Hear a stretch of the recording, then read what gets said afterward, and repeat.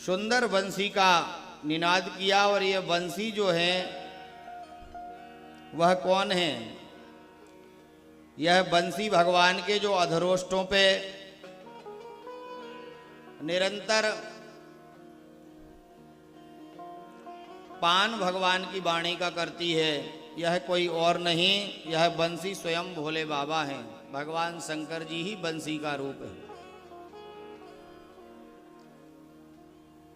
भगवान शंकर जी ने जब भगवान से कहा कि हम आपके अधरामृत का निरंतर पान करते रहे, हम बंसी बनेंगे, तो भगवान ने कहा बंसी बनने में बहुत प्रयास करना पड़ता है। तो उन्होंने कहा क्या करना पड़ेगा बंसी बनने के लिए? तो भगवान कहते पहले ब्रह्मा जी की तपस्या करो, तपस्या करने के बाद फिर उनसे वरदान मांगो और फिर बांस बनो, बांस का पेड़, बांस बनना पड़ेगा।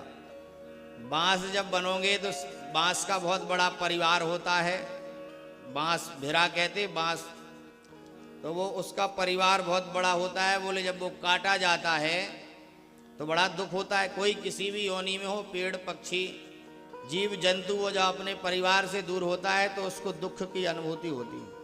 तो भगवान बोले कि जब बांस काटा जाएगा तो वो दुख सहन करना पड़ेगा, अपने परिवार से दूर होना पड़ेगा।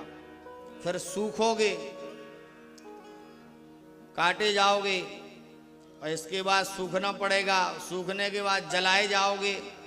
बंसी में जो छेद किए जाएंगे तो जलोगे, जलने के बाद आपके अंदर गरम सरिया करके पूरा उसमें छेद किया जाएगा। बोले इतने काम होंगे बंसी बनने के लिए। भोले बाबा बोले सब सहने को तैयार है, बस आपकी बंसी बनना है।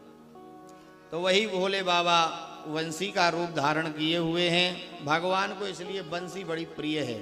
भगवान जब कहीं जाते हैं तो बंसी को बड़ी सुरक्षित रखते हैं। बंसी की रखने की जगह भगवान की अलग है। बंसी भगवान कभी अपने से दूर नहीं करते हैं, सदैव बंसी को अपने साथ ही भगवान रखते हैं।